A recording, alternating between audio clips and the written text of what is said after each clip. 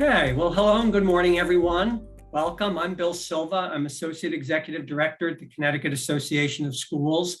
And thank you for joining us for today's webinar on the self-care imperative, presented by our distinguished guest, Professor Paula Gill Lopez from Fairfield University. Before I introduce Paula, I want to thank our corporate partners, the College Funding Coach, Horace Mann, MCM Fundraising, Jostens, and the law firm of Pullman and Cumley for their ongoing support of CAS's high-quality professional development for school leaders in Connecticut. We're recording this webinar, and we'll make that recording available to you in the next few days. And feel free to share it widely with your colleagues and folks that you work with. This is an important topic, a very timely topic for school leaders and really for all folks in schools. And we know that some people are too busy to be able to sign on in person, but we hope through recording it that we can share the wisdom and the expertise of our presenter with everyone. Let me introduce our presenter. We're thrilled to have Dr. Paula Gill Lopez, Associate Professor, Department Chair, and School Psychology Program Director in the Graduate School of Education and Allied Professions at Fairfield University. Dr. Gill Lopez is the chair of the Connecticut School Safety and Crisis Response Committee. In 2008, Paula attended her first mindfulness conference at Georgetown University and found her personal and professional passion. She has been trained in mindfulness-based stress reduction, mindful schools, and inner resilience. Paula has presented self-care and mindfulness workshops throughout the state of Connecticut and nationally, and she has written blogs, articles, book chapters, and recorded a podcast on self-care. Along with her student research team, Professor Gill Lopez has compiled data that demonstrates the benefits of practicing self-care and mindfulness for school practitioners and to benefit whole school climate. Welcome, Paula. We're thrilled to have you at CAS. Very grateful for you and for this presentation and for the wisdom that you'll share. Thank you for being here. And I now turn things over to you.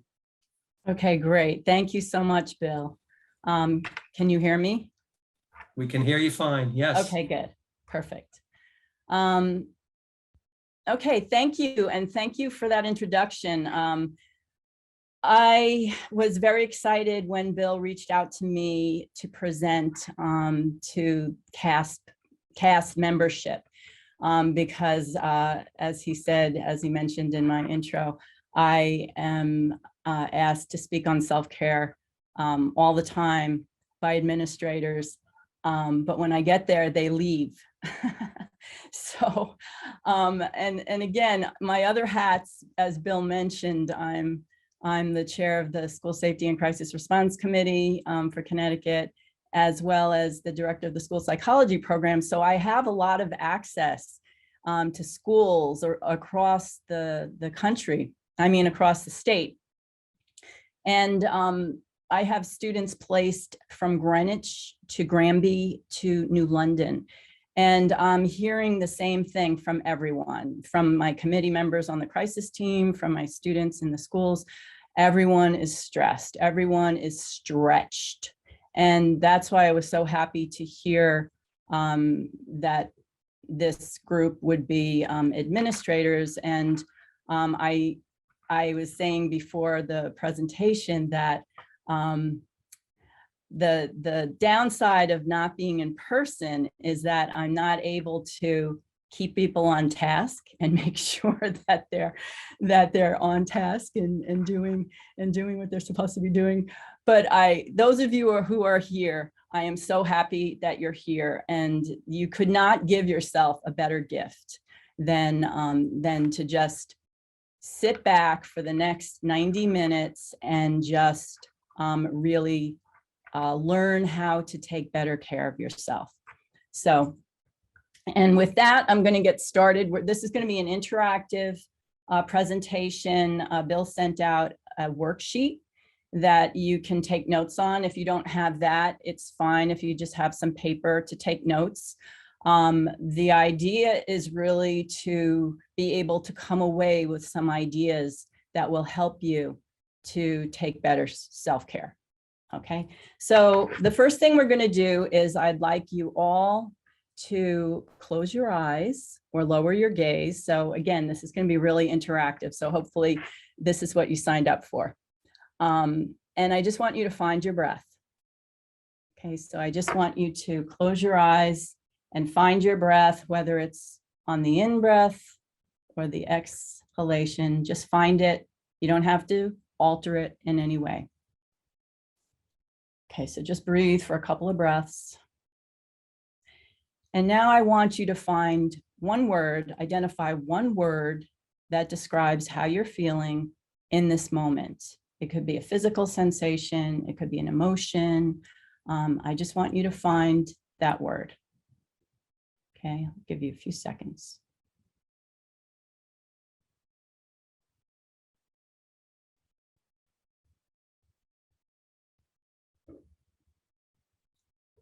Okay, so what I want you to do now is on my count, we're going to take a few deep breaths. We're going to take 3 deep breaths. Okay, so exhale, get all the air out. And now inhale, 2, 3, 4. Exhale, 5, 4, 3, 2, 1. Inhale, 2, 3, 4, 5. Exhale, 6, 5, 4, 3, 2, 1. Last time. Inhale, 3, 4, 5, 6. Exhale, 7, 6, 5, 4, 3, 2, 1. Okay, you can breathe regularly now. And with your eyes still closed, I'd like you to find another word or the same word. Just dive in, take a pulse. What word describes how you're feeling in this moment?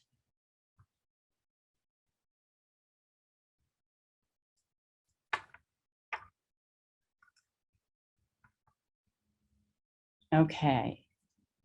And if you would, put the 2 words in the chat. And if it's the same word, that's okay. But just, I'd like to just see how people are doing this morning. So put the 2 words in the chat. Okay, Chris.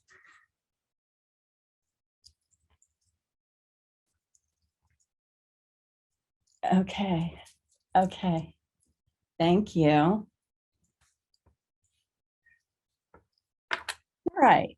So what I want you to just notice throughout this workshop is what resonates with you, what self-care strategies resonate with you, and also how little you have to do sometimes to move yourself from an overwhelmed feeling to an energized feeling. 3 deep breaths. Thank you, Amy. Okay, and Robin says exhausted and now quiet. Okay, so it doesn't take a lot, but it does take intention. Okay, so we're going to move on now. So I love this. I'm a woman of strong faith, and I love this. And on the 7th day, God tried to relax, but he didn't have the healthiest work-life boundaries. So he distractedly watched a few old episodes of 30 Rock with a Google Doc called More Earth Ideas, open in another tab. Okay, can anyone relate to this? I can relate to this. So we're going to take some time today to try to fix those work-life boundaries, or at least give you some ideas to help you fix them. But first, I want to set the stage. This is our new normal, and it's ever evolving. And one of the things that I find when I talk to my students, or I talk to my committee members that represent all the different towns and cities across the state, is that Anxiety is through the roof. Depression is through the roof. Suicidal ideation is through the roof. And the first time I ever heard this, homicidal ideation is rearing its ugly head. So this is our new normal, but we are still trying to conduct business as usual. So part of how we evolve positively, we have to understand the importance of self-care. Self-care is always important, but especially now to mitigate the negative effects of stress. I was just talking to Bill before we began, and the world stage is very concerning. No matter what side, where you stand with the tornadoes and the floods, and so there's a lot of stress. There's a lot that's outside of our control, but self-care is within our control. And I hope that that's one of the things you take away today. So we're also going to learn the why. Why should you practice self-care beyond what I just said, and how you're going to be practicing and exposed to different strategies and different conceptualizations of self-care. And just appreciate that practicing self-care does not have to be time consuming. That's very important. And then, as I've said, you'll learn a variety of self-care strategies. Okay, so I'm just going to start again. This is my crisis committee hat. In a normal crisis, there is a clear beginning and an end. There's usually a clear population of victims, survivors, and their families and friends. And we know who they are. And we know who we need to provide extra support to. In this crisis, in a pandemic, and that's what it is, it's an ongoing crisis. We cannot predict the future. We thought we were on the road to normalcy when we got a vaccine. That's not the case.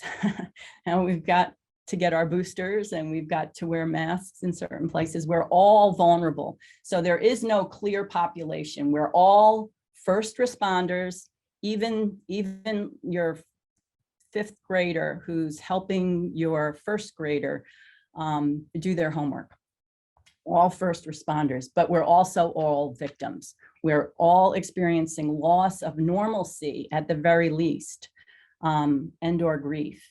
And if you remember, and everyone I think in schools who educators are familiar with Maslow's hierarchy, physiological needs are at the very bottom, and hopefully people have those, but safety is next, and we can't necessarily promise safety. We can't guarantee that. And above that is belonging and connectedness, and even that is strained at this point.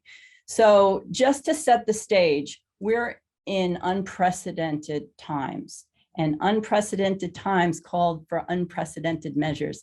So and educators are notoriously self-sacrificial and always putting themselves last. And so at the very least, I hope you come away from today's talk with a renewed sense of personal self-care. Okay, so what is it? This is the definition I use for my research. Self-care is the intentional, proactive pursuit of integrated wellness, balancing mind, body, and spirit personally and professionally. And two caveats. One person's self-care should not be at the expense of another's. So especially in schools where you work in teams, if you have a contentious PPT coming up with advocates and lawyers, and one of your team decides to take a mental health day or a self-care day, that really does not bode well for the self-care of the rest of the team. And then finally, self-care is not always easy. Sometimes, self-care, the best thing you can do for yourself is to set a boundary with a colleague. Or how about that colleague that left you in a lurch while you were in this contentious PPT, where you have to either sometimes let people know that the relationship is too one-sided, or let a boss know that you need to set some boundaries because what is expected is not realistic. So self-care is not always easy, but it's always good for you in the long run. Okay, so the importance of proactive self-care. I think many of us practice self-care, and I don't know if you can see my cursor, but we practice toward the right side. You know, we wait until we have minor ailments, and then maybe we start, you know, getting a little more sleep, drinking a little more water. Maybe we wait until we're, you know, we can't go into work, and that's our measuring stick. Oh, I can't get out of bed, so now I'm going to take care of myself. The idea is to take care of yourself with daily choices, so that when you take a mental health day, it's truly a mental health day. It's fun. It's fills you up. It's not something where you just have to lay in bed. Okay, so that's really important.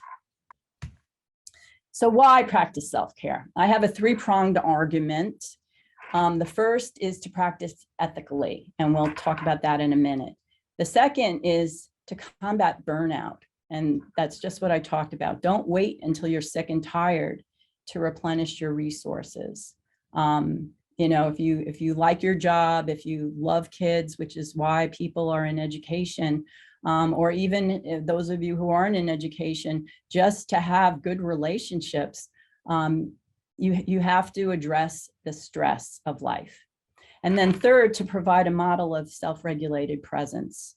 Do it for the kids, do it for your colleagues and your significant others. And we're going to take a look at brain science and how that works. Actually, our brains are remarkable, and we can use them to our advantage in this arena.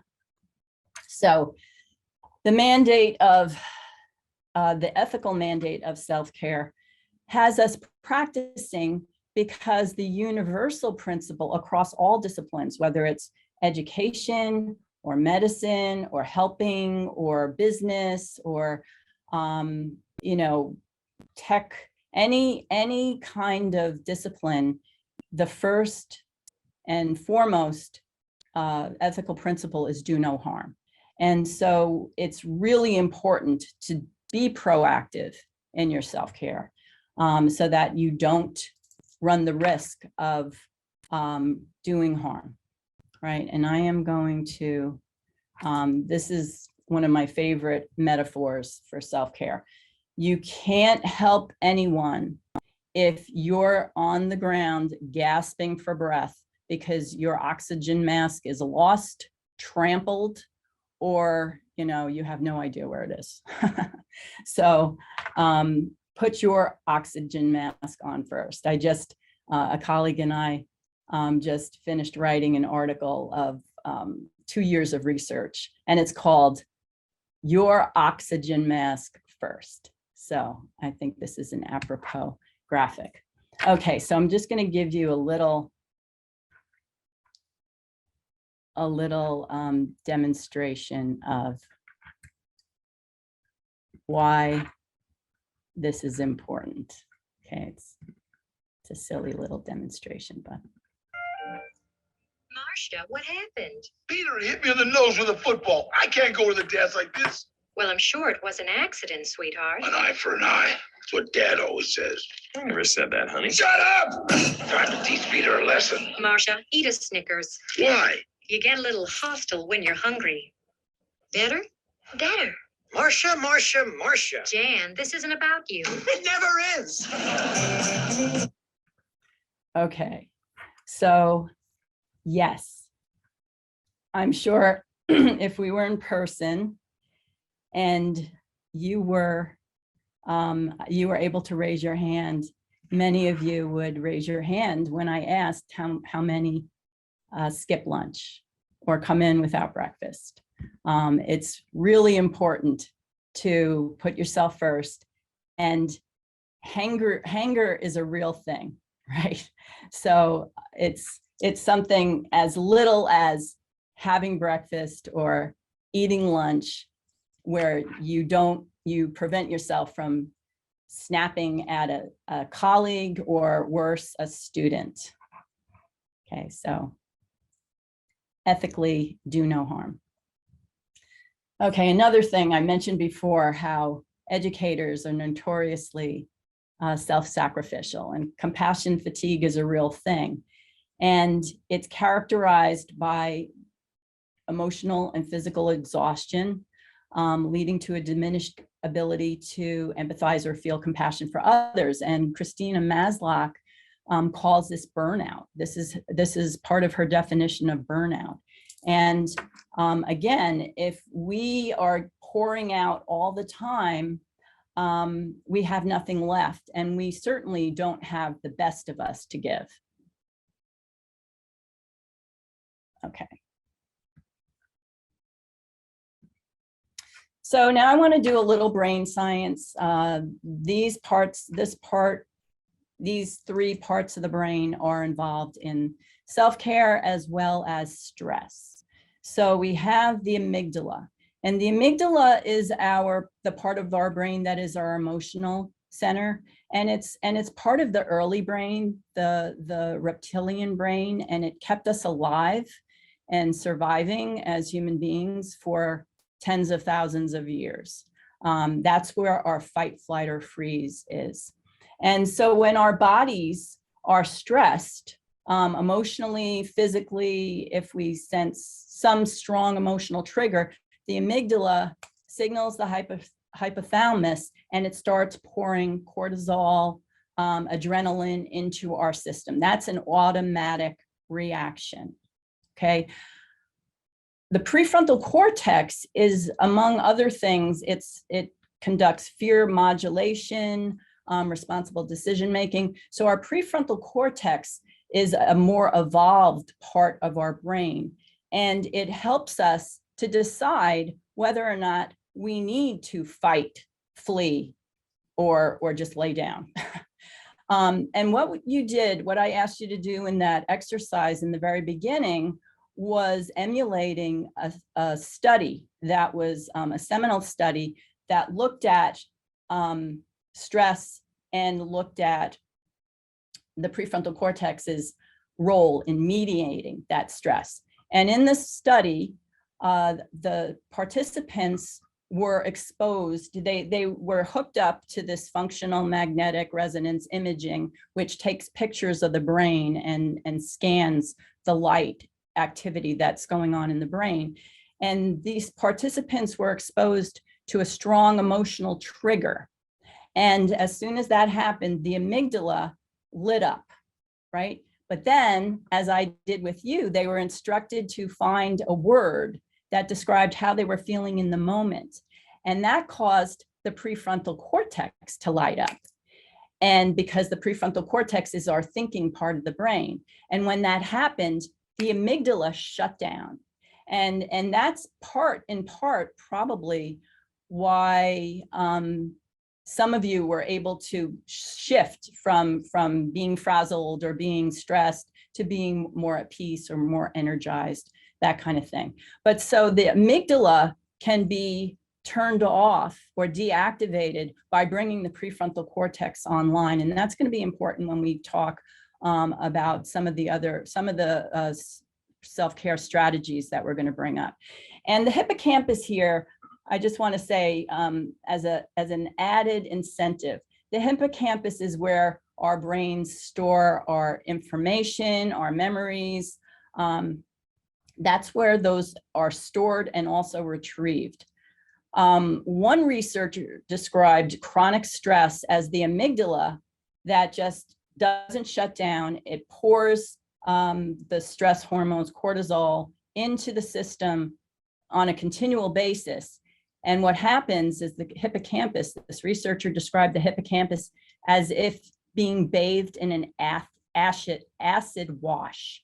So that's the toxic effect that chronic stress can have in your brain, not to mention your other organs.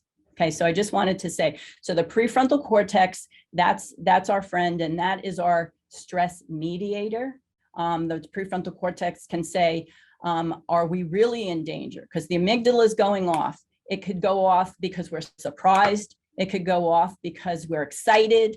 It doesn't have to do with danger. And the prefrontal cortex is able to say, no, you're not in danger.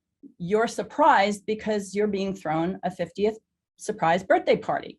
So you don't have to run, you don't have to fight. And so I need you to know that going forward so that you can get the most out of some of these strategies. Okay. And so the amygdala, as I said, evolved first. That was there because we were in a situation where we were food for predators. We were in a place where we were competing for resources, food. We were competing for land. We were competing for mates. So the amygdala was important for our survival. And what happened is that that amygdala and the processes that the amygdala provides, that hasn't gone away. But because our settings and our environments aren't what they were, and we don't have to worry all the time about seriously surviving, it has become a little bit of a problem because it has produced what researchers call a negativity bias. So we're constantly scanning the world for danger, for the negative, as an automatic response. That's our parasympathetic nervous systems. That's involuntary. We just do that as a matter of course. But I'm going to show you that we can counteract that negativity bias with self-care. Okay, so here, if you have a worksheet, I'd like you to write down, and even if you don't have a worksheet, you can certainly take just a few minutes to identify one or two stressors. And I want you to find stressors that you have control of, that weigh heavy on you, but if they were alleviated, your life would be better. Okay, I want you to do that so that you will have a focus as we go through the rest of the PowerPoint. Okay, so just take a couple of minutes to do that. You don't have to use the worksheet, you can just write it down. But it's important because not everyone is going to have the same needs for self-care, because not everyone has the same stressors.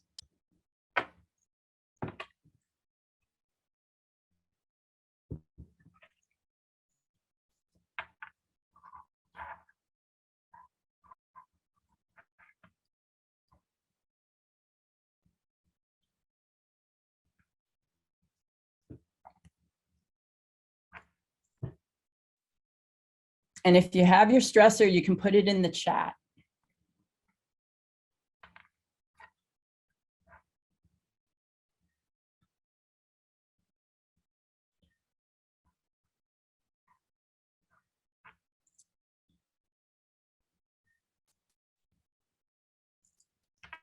That way I can see that when people are ready.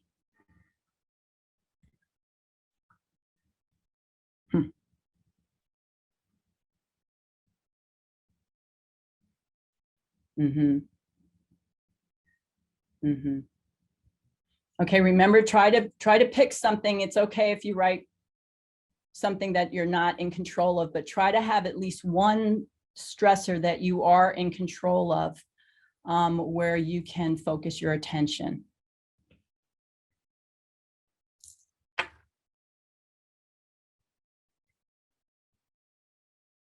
Okay. All right, so we're gonna move on now. So who thinks you don't have time for self-care? And again, if I was in the room, I'm sure there would be more than just a few hands. Well, maybe you don't have time for self-care in the form of a trip to Hawaii, right? You don't have time for self-care in terms of going to Italy or buying a new car or getting your bathroom fixed, right? But not all self-care is big. And in fact, if we just focused on the big self-care, we probably would feel very neglected. A lot of self-care has to do with adjusting your expectations and seeing little things as self-care as well. For instance, last night I practiced self-care by eating Cinnamon Toast Crunch in bed and letting the sugar crumbs in my sheets exfoliate my legs.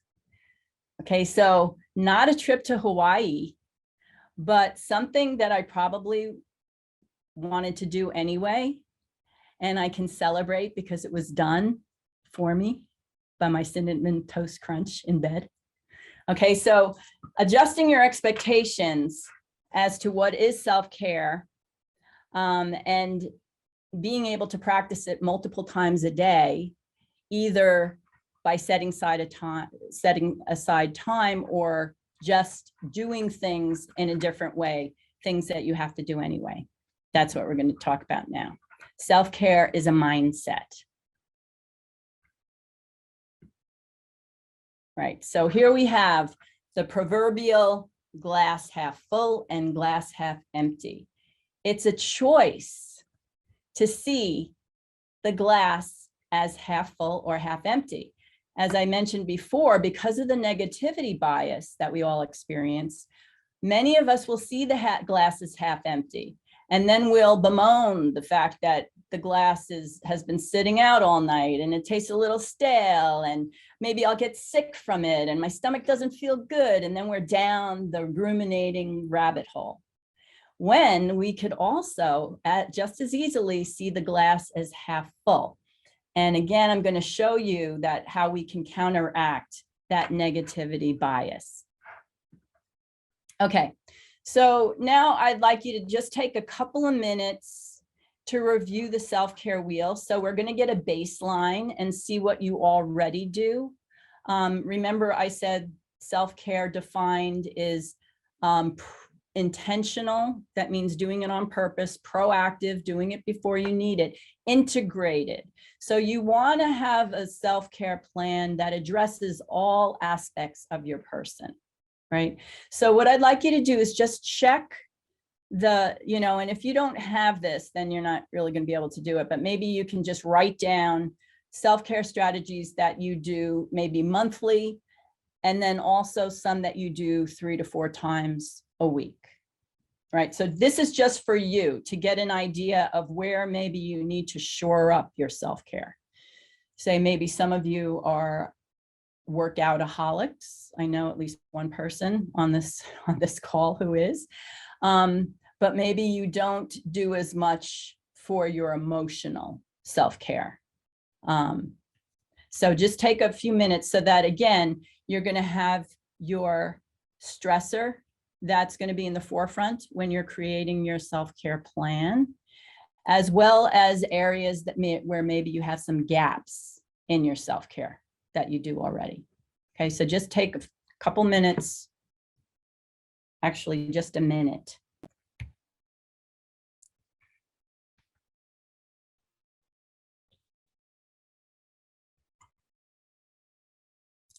This is where if I was in person, I would walk around to make sure that you were on task.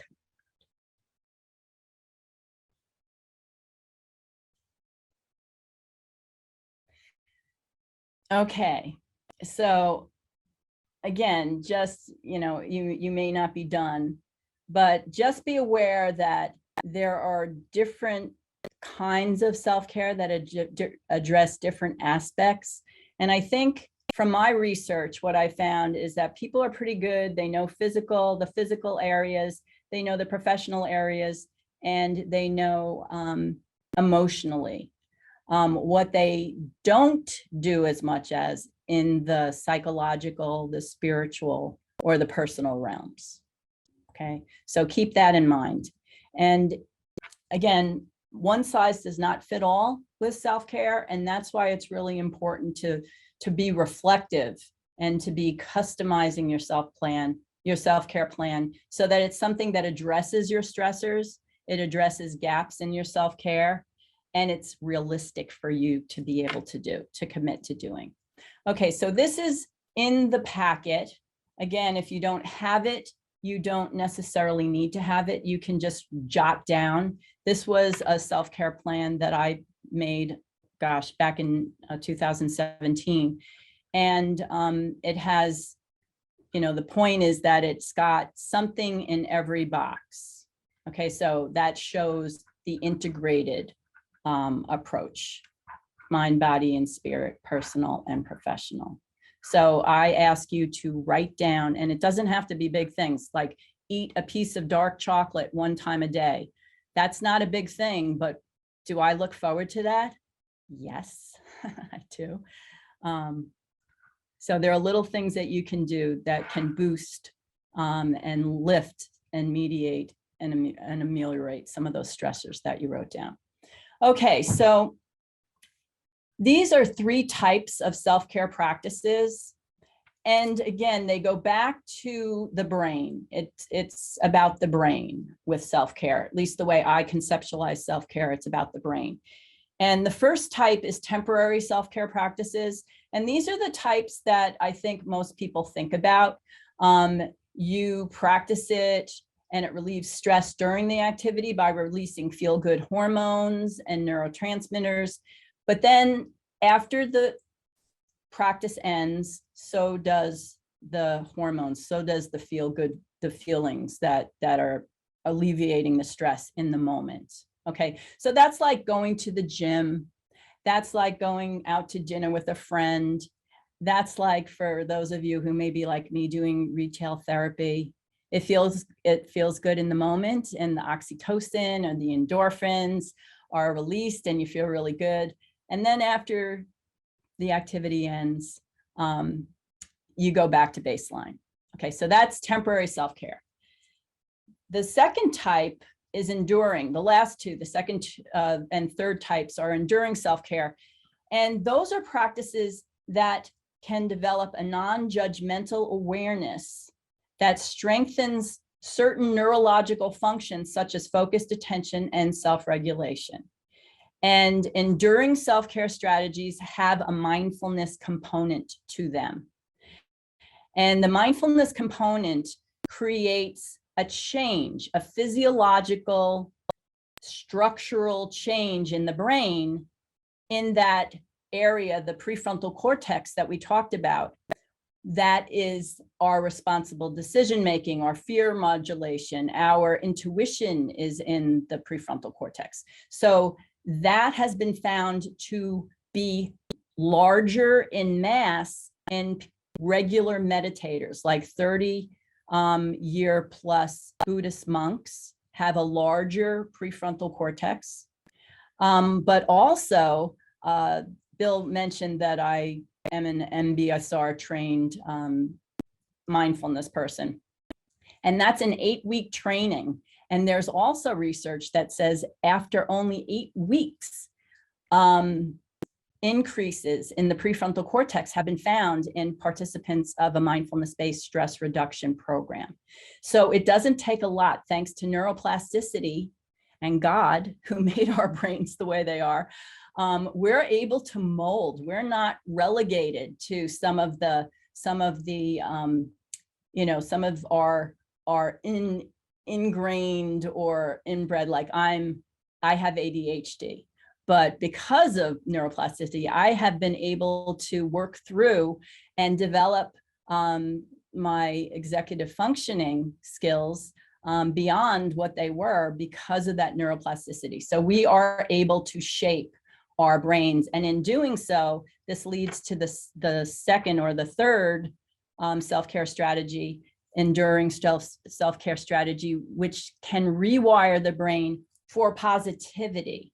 So counteracting that natural tendency, that negativity bias, we can rewire our brains so that we have more of a positivity bias. And that is so exciting to me. And when I found that out, that was something that I really wanted to share. And that sort of was my impetus for these workshops, was really sharing that you have control.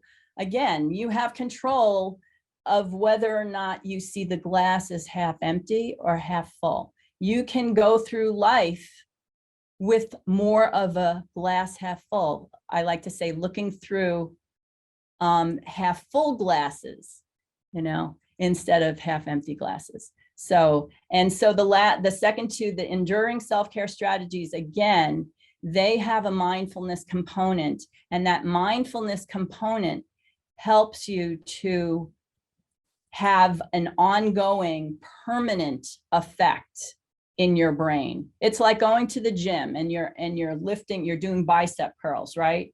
And you develop your muscle. The brain is not a muscle. The brain is an organ, but in the same way that you can develop your bicep by working it, you can develop your prefrontal cortex by working it. And you do that with mindfulness practices. And that's what we're going to talk about now.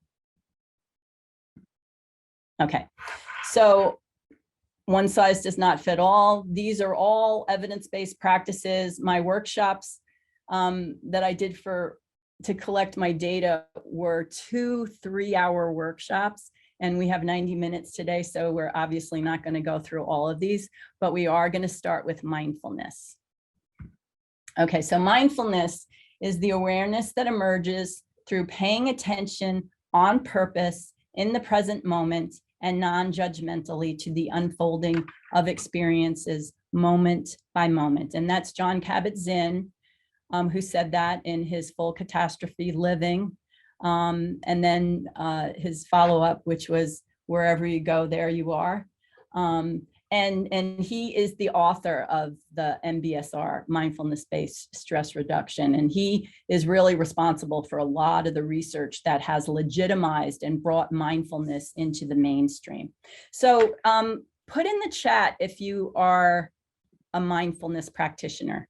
If anyone's a mindfulness practitioner, why don't you put it into the chat so I know who I'm talking to, and also so that you wake up.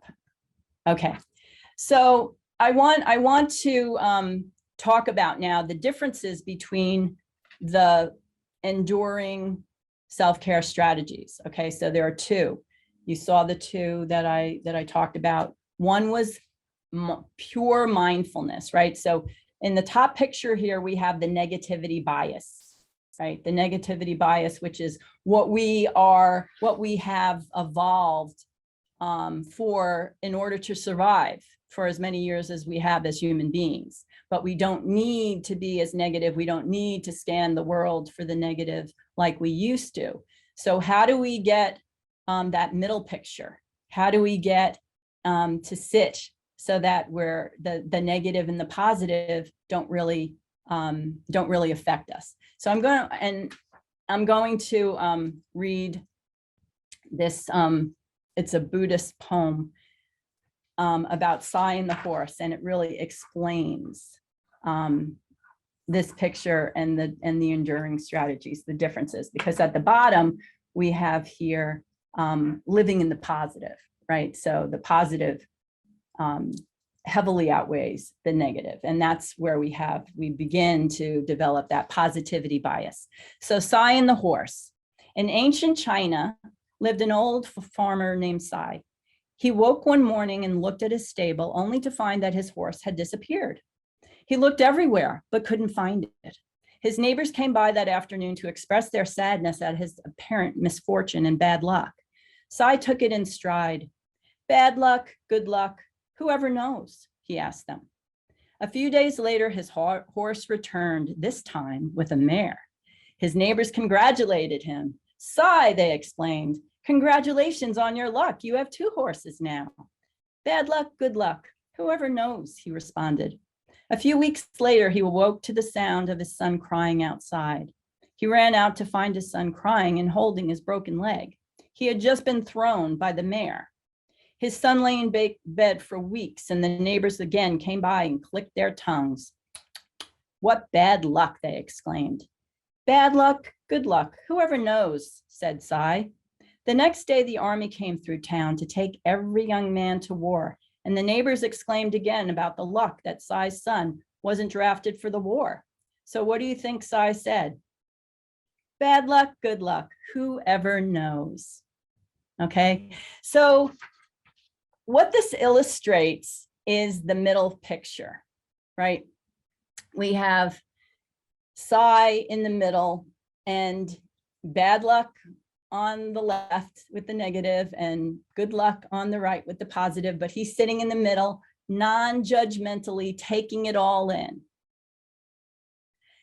So then we go down and that allows us to let go of that negative and not let that affect us. But pure mindfulness also doesn't have us celebrating the positive, okay? And that can come in handy because what the middle picture develops and shows is non-judgmental, non-judgmental attitude. And that has been associated with self, greater self and other compassion. And that's something that, you know, maybe if that's one of your stressors, highly critical or very negative, maybe that pure mindfulness is something that you want to develop. And it's, you know, it's very, very important and very healthy. And I'll show you some of the benefits. But then on the bottom, that picture would have Sai celebrating all the good luck, right? So he'd be celebrating the fact that he got a new horse. His horse brought back a wife or a mare. And he'd be celebrating that his son didn't have to go to war because he had a broken leg. So the positive enduring strategies, the enduring strategies that have us searching the environment for all the positives, that has us developing our positive parts of our brain. So that has us getting toward the positive, just like the negative with the amygdala. That was something that we had to do to survive. We don't need that much anymore. We don't need to focus there anymore. But we can use our brain in the same way to focus on the positive. And so this is just an illustration of the two enduring strategies, the pure mindfulness in the middle, and then the enduring strategy that has us scanning the world for the positive. And we'll experience both. Okay, let me just see if there's any questions. Okay. Yes, wanting to be present, Jessica, but it doesn't always work. I will now share different kinds of strategies that may work. And it's like I said, it's similar to your bicep muscle, right? Or any muscle that you work and develop. If you do it, like anything, it takes practice. And when you do it over and over and over again, it will strengthen. I've been doing it now for over like 12 years and I still have my days, absolutely. But it's more inherent and ingrained in what I do now. So I'm, you know, it's like the men's hair club. I'm the president of the self-care club, but I'm also a customer. Okay. And I was a customer first.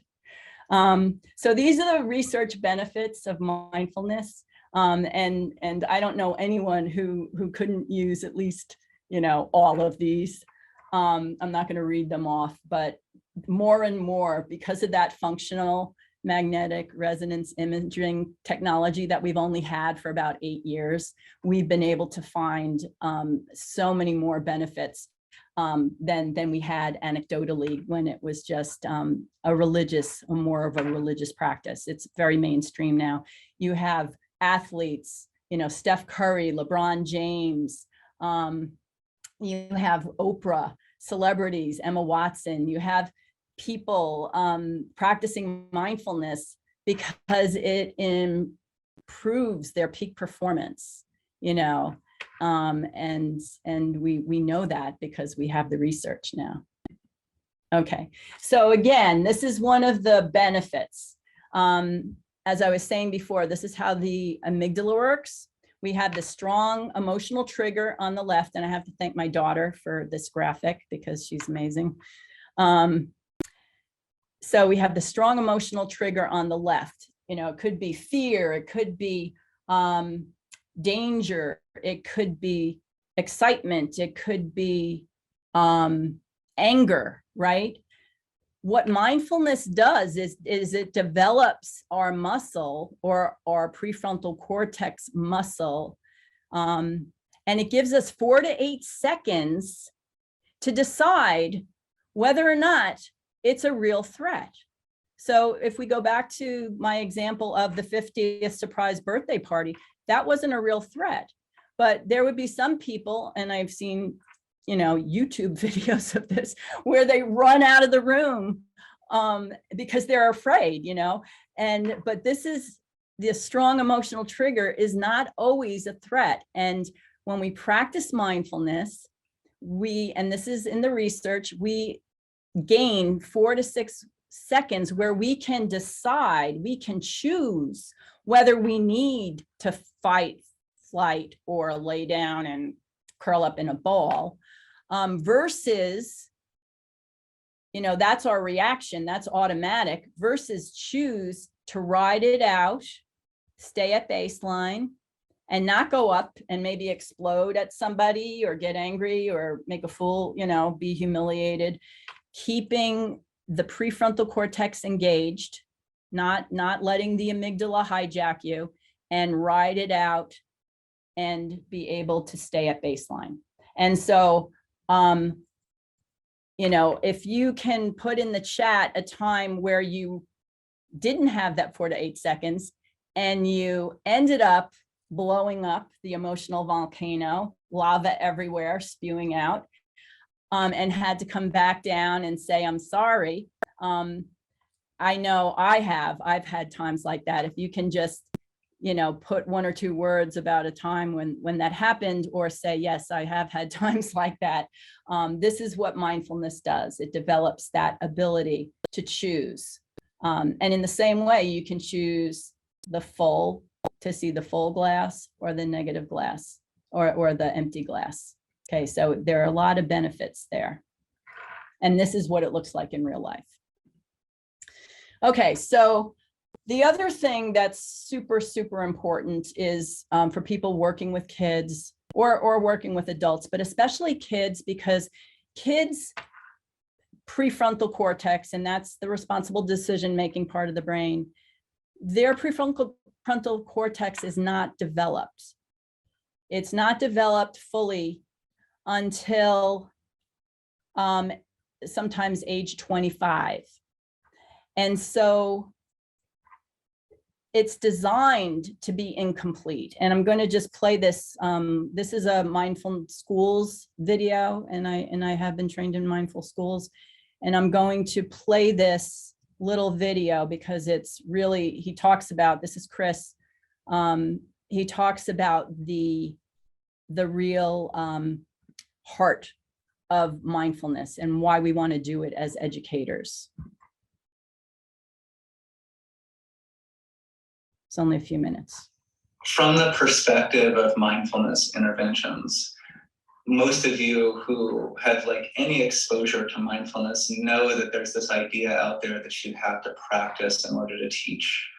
And there's the kind of very externally obvious answer about this, which is how could you teach something that you don't know about?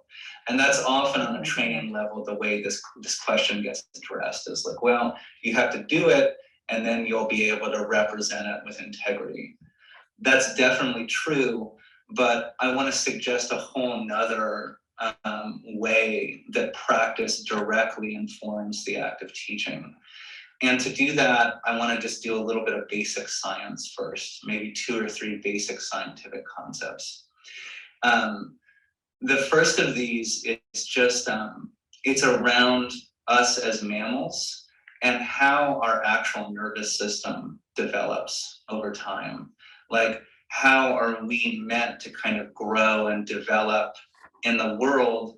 How do we come as children and adolescents kind of into adulthood adulthood, where does the ability to make decisions, to self-regulate, to choose what we want to focus on, to kind of take responsibility for what's happening in our lives, to orient to our emotions, where do these skills come from and how do they develop? And the simple answer is, and very often overlooked in trainings, is that from this core nervous system point of view, human beings, human children as mammals, really can't regulate themselves until they're late teenagers. Some people put it even beyond that, that a fully functioning vagus nerve in the nervous system, fully functioning parasympathetic and sympathetic nervous system, fully grown brain. We're late bloomers in all of those regards. Most of this stuff is happening in late teens and sometimes well into the 20s, depending on which aspect of the brain and the nervous system we're talking about. The point is that the earlier you go, particularly children in the K-5 context and the middle school context, their system, their parasympathetic nervous system, their ability to actually downshift and regulate strong physiological states and strong emotional states is incomplete. It is incomplete by design. And from an evolutionary point of view, the completion of that circuit happens through adults. I say that again. The completion of that circuit, the completion of their ability to self-regulate happens through adults that they can attune to in the environment. So there's this basic relationship of feeling out of control, and then the voice of the caregiver, the steady nervous system of the caregiver, the steady presence, the orientation and softness in the eyes, the caring and the attunement, the ability to really be there and be completely present for their process. If we want self-regulation in the children we work with, these are not optional skills. This is the heart of it. This is the heart of what, from a developmental point of view, from the point of view of attachment theory and a number of other systems, the adults in the environment are doing for kids. Okay. So again, this is something that I think is powerful and very, very motivating in terms of creating for yourself to be a calm, self-regulated presence. It incentivized me anyway to be that calm, self-regulated presence for myself, because in doing so, I would also be that for the people around me, especially the children. And when I do these workshops and we have a lot more discussion when we're in person, but we talk about how it explains a lot when you see kids who are off the wall, who are dysregulated, who have such a hard time, who everyone in the building knows them because of their behavior. And then you see their parents and a light bulb goes off and it's like, oh, okay, the apple doesn't fall far. And the good news is, again, because of the neuroplasticity in our brains, we can counteract if we are providing that calm, self-regulated presence by taking care of ourselves and keeping ourselves at baseline with our best self-care. We can give those kids 6 hours or however long they're with us, we can give them that gift. And they can develop that prefrontal cortex, that control, that better sense of regulation from being around and attuning to the adults who are calm and self-regulated in the environment. So that, to me, that's the, yes, everyone's staff could use that as a reminder, right? And I think that's what, I'm sure many of you have heard of restorative practices, and this is the empathetic, calm, self-regulated presence is what all kids need, right? But especially those kids who have trauma in their backgrounds, who don't have the best role models at home. Okay, so now we're going to be practicing. I know we have about a half hour and we'll spend all that time practicing. There are two types of mindfulness. One is the formal mindfulness, where you do take time out of your day to practice it. You set aside time. Informal mindfulness is where you can bring focused attention to anything you do. So anything you have to do anyway, you can bring focused attention to it, and it's mindfulness. And what they have found in the research is that it produces the same benefits if it's done consistently. So we'll talk about this. So first, we're going to talk about formal mindfulness. And these are all the anchors that you can bring your focused attention to in order to build that prefrontal cortex, to gain that 4-second window for choosing your what you're going to do versus reacting. Okay, so we'll start with a breathing exercise. And the breath is so wonderful because you always have it with you, right? You always have it with you. And so like we did in the very beginning, to be able to calm down before a PPT meeting or a contentious, faculty meeting, even just to do it before in the faculty meeting. Or one of my students for School Psych Awareness Week, she went into the office and did a minute of breathing every morning over the loudspeaker. And she said it was so well received, you could hear the whole school was silent for that minute in the morning. And that's something very easily done. Okay, just follow the directions.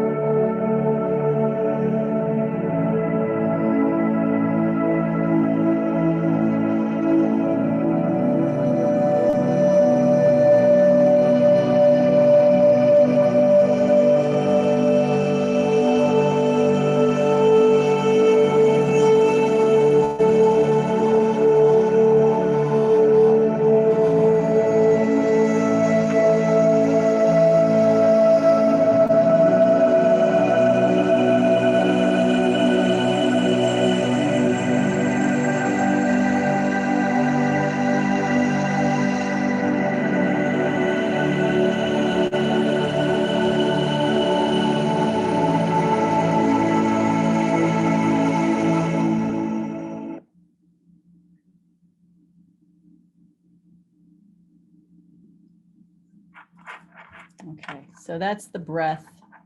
And we did a little bit of that in the beginning. And you can do that anytime. So that was a calming breath. And there are different kinds of breath that you can do. And the great thing now is that they have so many resources online. When I started, there was nothing. I have a resource page at the end. Okay, so now one of my favorites is the body scan. And that's what we're gonna do now, is a body scan. So again, just follow the directions. Begin by bringing your attention into your body. You can close your eyes if that's comfortable to you. You can notice your body seated, wherever you're seated, feeling the weight of your body on the chair, on the floor. And take a few deep breaths. And as you take a deep breath, bring in more oxygen, enlivening the body. And as you exhale, have a sense of relaxing more deeply. You can notice your feet on the floor. Notice the sensations of your feet touching the floor, the weight and pressure, vibration, heat. You can notice your legs against the chair. pressure, pulsing, heaviness, lightness. Notice your back against the chair. Bring your attention into your stomach area. If your stomach is tense or tight, let it soften. Take a breath.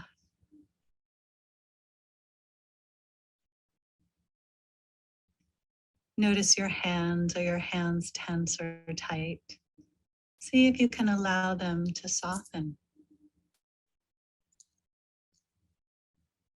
Notice your arms. Feel any sensations in your arms.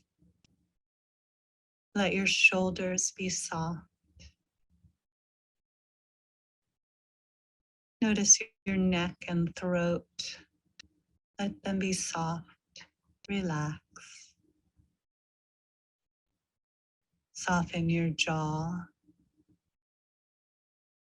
Let your face and facial muscles be soft. And notice your whole body present. Take one more breath.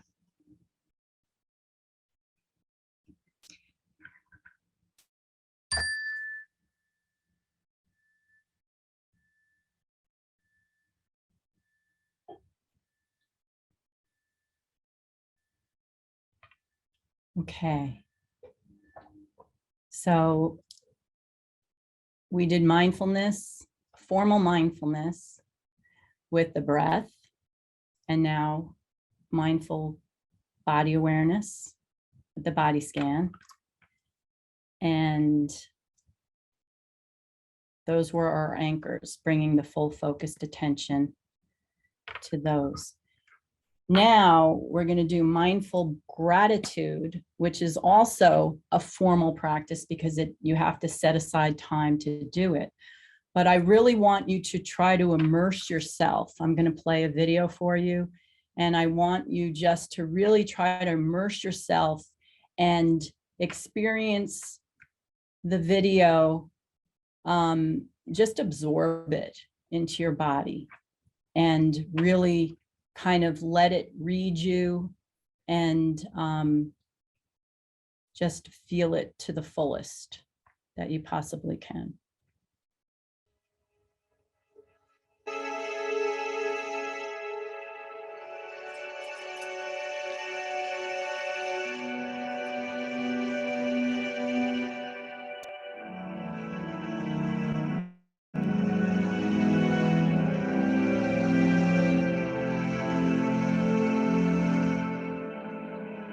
You think this is just another day in your life? It's not just another day. It's the one day that is given to you today. It's given to you. It's a gift. It's the only gift that you have right now. And the only appropriate response is gratefulness.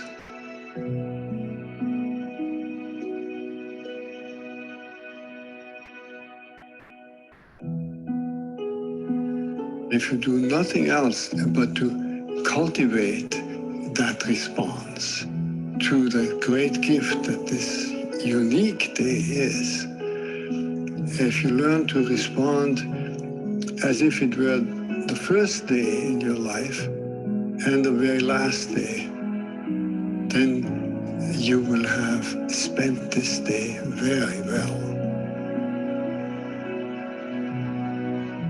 Begin by opening your eyes and be surprised that you have eyes you can open. That incredible array of colors that is constantly offered to us for pure enjoyment.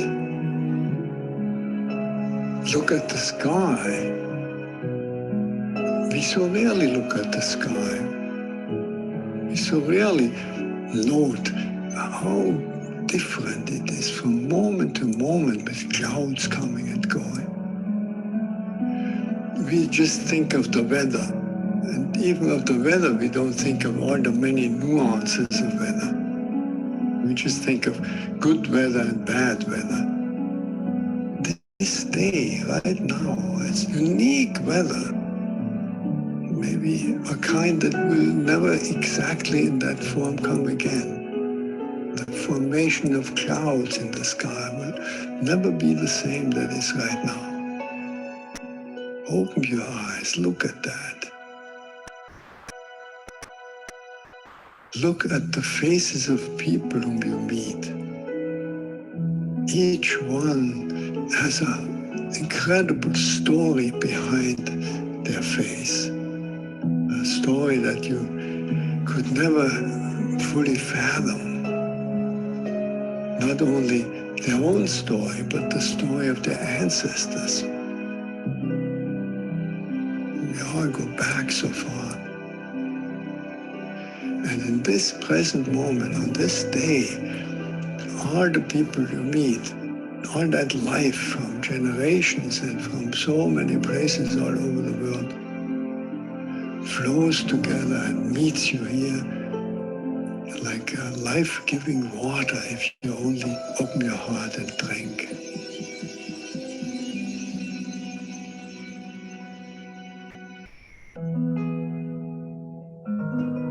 Open your heart to the incredible gifts that civilization gives to us. You flip a switch and there's electric light. You turn a faucet and there's warm water and cold water and drinkable water. It's a gift that millions and millions in the world will never experience. So these are just a few of an enormous number of gifts to which we can open your heart. And so I wish you that you will open your heart to all these blessings and let them flow through you. That everyone whom you will meet on this day will be blessed by you. Just by your eyes, by your smile, by your touch, just by your presence. Let the gratefulness overflow into blessing all around you. And then it will really be a good day. Okay, so I'd like you just to close your eyes right now. Take another dive in, take another pulse. Find one word that describes how you're feeling in this moment and put it in the chat, please.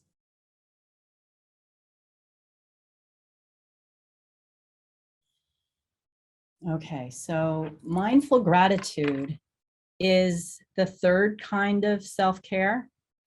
It is the second enduring. It has you scanning the world for the positives. So it has that ability to change the negativity bias to a positive one.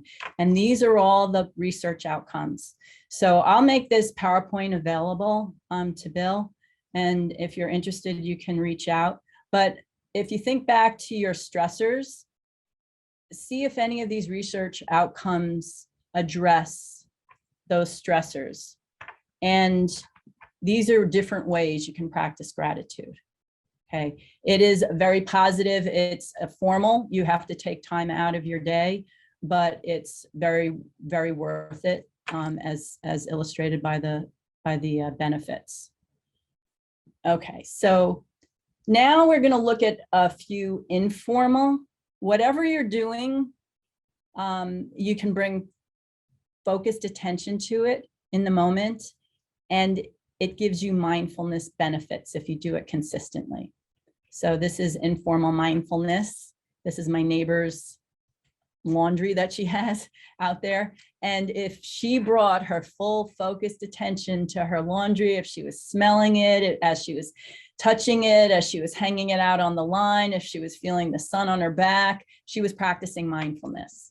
Okay, so you can bring your full focused attention to any of these. My favorite thing to do is driving to work, since I trained in MBSR. I rarely do formal mindfulness anymore, but I like to, when I drive to work, it's 25 minutes. I'm fully focused through the anchor of sight, through the anchor of sound, sometimes through the anchor of smell when I drive by some of those smokestacks. And it's 25 minutes of mindfulness to work and 25 home. If you lift weights, any of these things, you can bring full focused attention and you're practicing mindfulness. Mindful eating is another way. You have to do it anyway. If you bring your full focused attention to it, it's mindfulness. So I'm going to show you this adorable. And this is one of the things that is one of the most efficacious treatments for eating disorders. I usually eat an orange by just like shoving it in my mouth because they're so delicious. I devour it. What if you took it slowly, took your time? What if you investigate your orange like a scientist? Notice what you see, smell, feel, and hear. This little popping noise, like flowers. It's squishy. Now we're finally gonna eat it, but we're gonna eat it very slowly. You might take a whole minute to just finish the one little slice. Open your mouth, put it on your tongue, close your mouth. Try not to chew it yet. Just notice how it feels in your mouth. Notice if you taste anything yet. Now begin to chew one bite at a time, noticing how it changes with each chew. Chew very slowly. How does it taste? Did you notice anything different? It was different. It was more sweeter. I mean, every orange is sweet, but this one is more sweeter. How do you think meals would be different if we ate more mindfully? It would taste a lot better, and you can savor your food. You're just all calm and peaceful, and you're not in a rush. Can you try to remember to take one mindful bite at your next meal? Okay. So mindful eating is another positive self-care strategy that you're looking for the positives. And so it has that ability to slant you toward the more positive in your brain. Okay, savoring the good is another strategy that really has you searching out the positives. And this will probably be close to our last practice. But to savor the good, you look for positive facts and let them become positive experiences. I'm going to take you through this exercise, and I just want you to follow along. It's a practice that you can do anywhere in the moment when you're at an event or on a walk or with people, a person. You can just really focus on and dwell in the positive, or you can go back and you can revisit positive experiences. And that's what I'm going to ask you to do today. So what I want you to do is close your eyes and find your breath. And I just want you to focus on your breath for several seconds, several breaths. Don't have to alter it. I want you to think of holidays gone by. And I want you to identify a holiday memory that you love. It could be something that you look forward to every year, a tradition, or something that happened once, maybe when you were 6, but gives you great joy to remember it. I want you to savor the positive experience. Relive the memory, go back. Take it in through your 5 senses. What do you see? Who's there? What do you smell? Is there dinner? Desserts? What do you hear? Singing? Laughter? Silence? What do you feel in terms of touch? Are there hugs? Is it warm? Are you by a fire? Are you outside in the first snow? And what do you taste, if anything? I want you to feel it in your body and your emotions. I want you to immerse yourself. Let it soak into your brain. Let it register deep in emotional memory. And I'll just let you revisit for a few more seconds.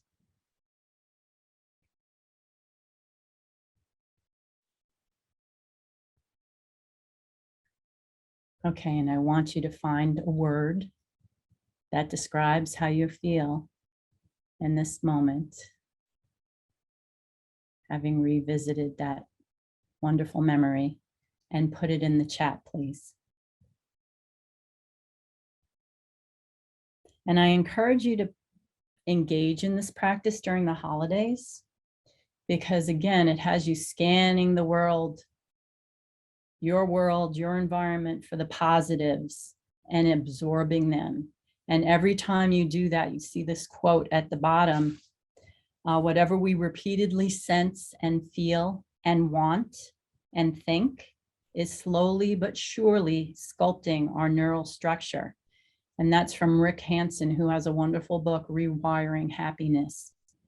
And when you do it with exercises such as this, or gratitude, or mindful eating, you are building that positivity in the brain, and that those glass half full views. Okay. Okay, another way to develop that positivity is in nature. Anytime you're in nature, we're skewed, I think, toward the positive, taking in the sights, the smells, the sounds, and just really enjoying and feeling positive and energized. So these are some everyday. So this is the temporary self-care that we started with. This was the first one. And so these are the practices that release the feel-good hormones and then subside. So social support, don't ever underestimate the power of social support. It is one of the best things we can do for our wellness. And it really does, with the right people, it builds that positivity.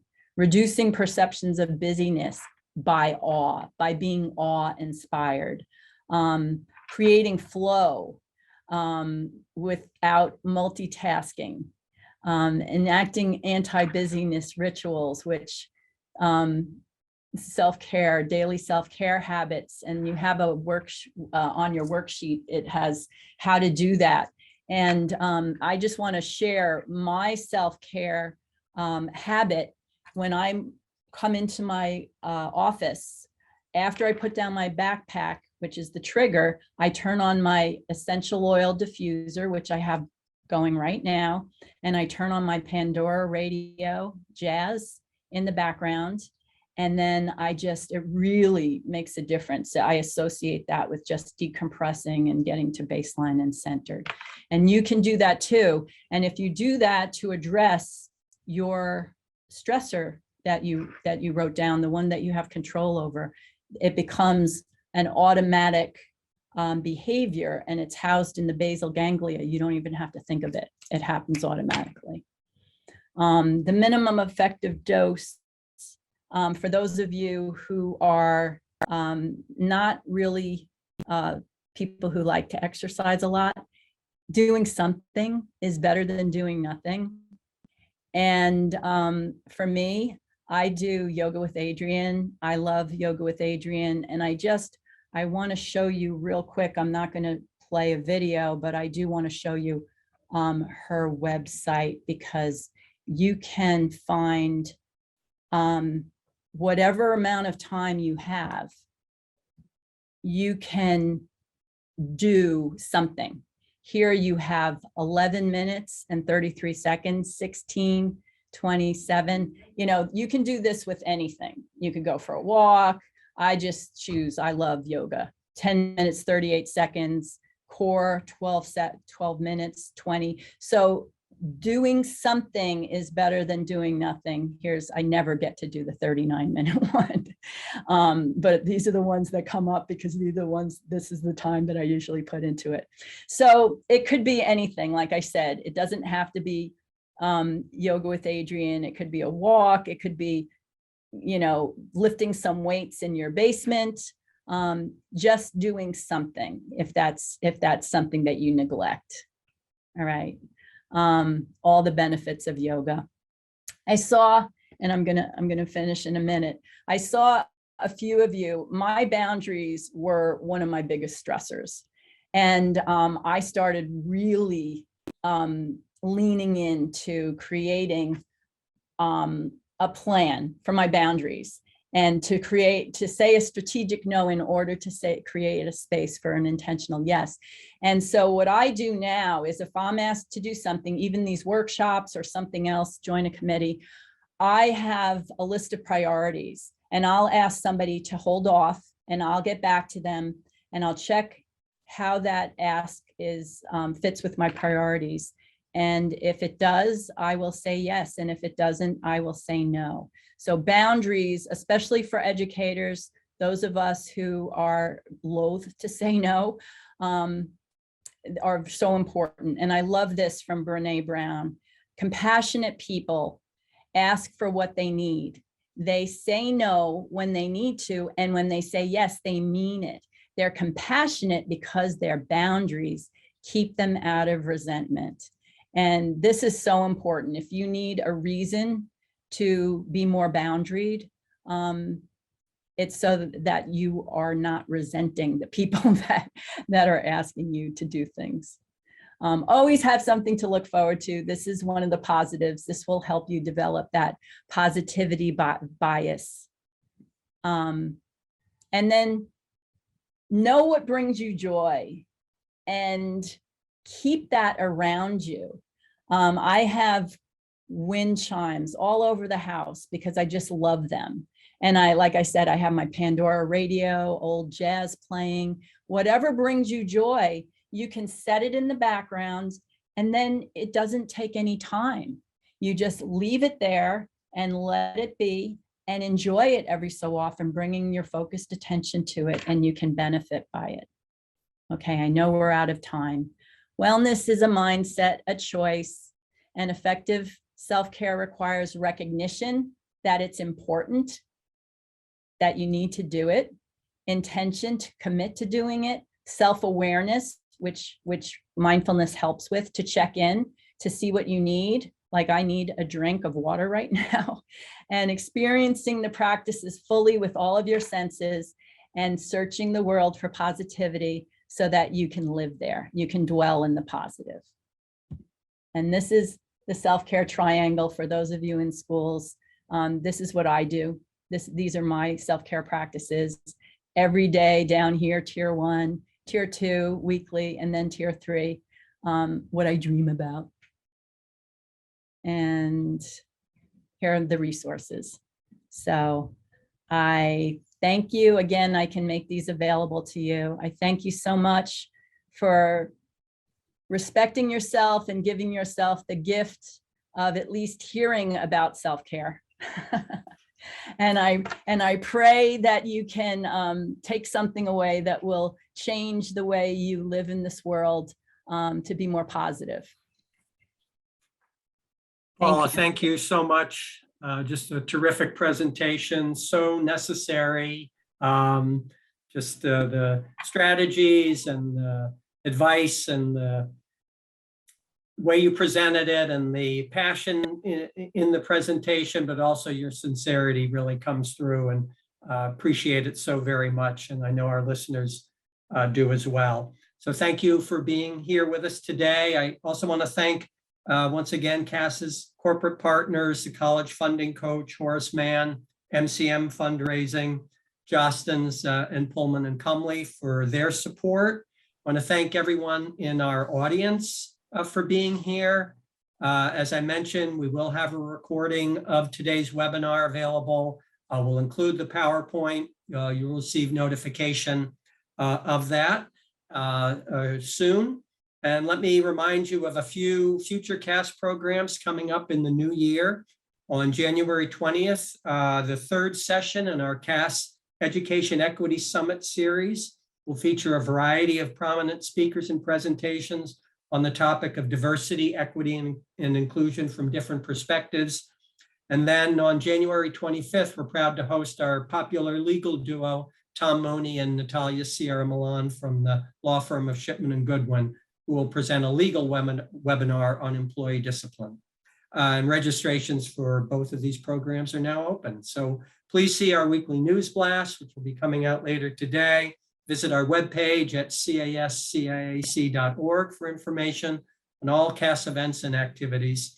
And on behalf of all of us at CAS, once again, thank you to Dr. Gill Lopez for a terrific presentation.